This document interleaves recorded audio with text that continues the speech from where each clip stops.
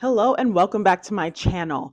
I just want to know one thing before we get started, and that is if you guys have ever seen a video where a financial YouTuber or anyone who likes to talk about net worth and tracking and stuff like that, if they've ever told you about any of the things that they've lost while on their net worth journeys. Because when I think back to watching my favorite YouTubers, I can never recall whether or not I've seen a video where people are actively telling me some of the things that they've lost on their way to winning in terms of money. And so because of that, I kind of wanted to make a video like that and just tell you guys some of the stuff that I have lost on my journey to $1 million net worth before retirement age, just so that you guys can see that this is not easy, just to throw out a little bit of relatability to you guys on this fine day. So if you're into that, please stay tuned and we can get right into the video, starting with the first thing that I lost while on my financial journey. So the first thing that I lost on my financial journey is patience, and not in the way that you guys might think, right? So it's not necessarily just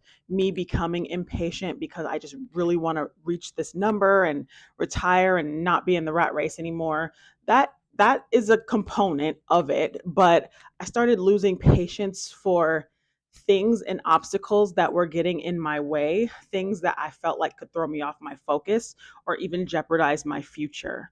Because things like your family, your position with your friends, your job, stuff like that, once you gain it, it's really easy to lose if you make the wrong decision. And so when I do run into things that I feel like could potentially jeopardize my position, not necessarily in society, but just in my life in general, I don't have patience for that. I cut it out as quickly as possible in order to protect myself and just where I am. So because of that too, I just no longer tolerate things that I feel like could jeopardize my family, job, social status, things in that nature, and my health. Because everyone knows if you lose anything from those categories, it's really not that easy to necessarily rebound from that. And so I just don't want to ever jeopardize anything from those certain categories. The second thing that I have lost is the need and also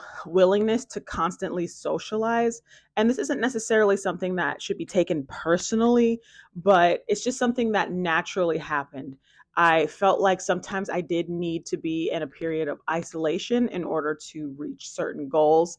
And once I was able to reach those goals, then I was able to reintegrate into, everyday living and more constant socializing. But I felt like when it needed to be time for me to just focus, lock in, and really just go ghost, it was easiest to get some of those things accomplished when I did isolate myself. And so, because of that, I've learned and was able to flex that muscle of not needing to socialize as much. This is something to keep in mind too. It's not feasible to be this way all the time. Like, you don't necessarily want to become a hermit. If you do, I mean, more power to you. But I felt that I would kind of start feeling like I was going crazy a little bit. And so that's also why it's important to sort of break up your goals into smaller, more reachable goals so that you're not finding yourself being a hermit for 2 and 3 years at a time. Another thing that I lost on my journey to, financial freedom is weight. And I know there's one video on my channel where I tell you guys a little bit about my weight journey, but I lost around 15 to 20-ish pounds once I stopped paying for certain things. Things that definitely contributed to me not being my healthiest, my most productive, or even my nicest self. And so, yes, part of my financial success did come from naturally diminishing some of my vices, such as eating sugar, overspending on food, gluttony, and even some recreational things. Not necessarily drug use, please don't get it twisted, but things that do fall into recreation, being lazy, paying for convenience, those things were not helping me. And when I found that I was becoming more successful financially, those things naturally fell to the bottom and back of my radar. And it also forced me to find other avenues of having fun, other avenues of socializing that didn't include eating out, brunching, and just being lazy and my output being less than my intake. And the fourth thing that I lost was bad habits. There are a lot of things that can be considered a bad habit, and it is pretty relative to what your beliefs are. But for me, my bad habits included, like I mentioned in my previous one, overindulgence for sure, in things like sugar, soda, candy, just fast food, things like that. All of that stuff costs money. And a lot of the things that I was overindulging in just cost money and also health, mental well being, and physical well being.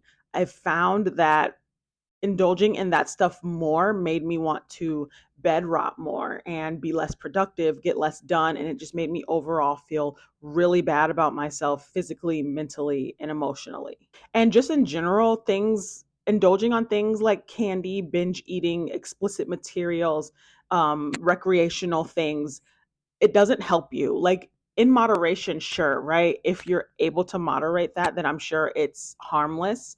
But if you have moderation issues like I do, if you're not able to just dabble in and out of things, but compartmentalize that with when you need to lock in, that's just something that you could probably stand to cut out of your life completely. And that's why I did. That's why that's one of the things that I lost when I found that I was finally becoming successful with my finances. So those are the four things that I lost on my financial journey. I didn't name all of them, but those are the main things that I lost. But I am more interested to know what you guys lost on your financial journey or on any journey for that matter towards self betterment. Let me know in the comments below, and I will see you in the next video.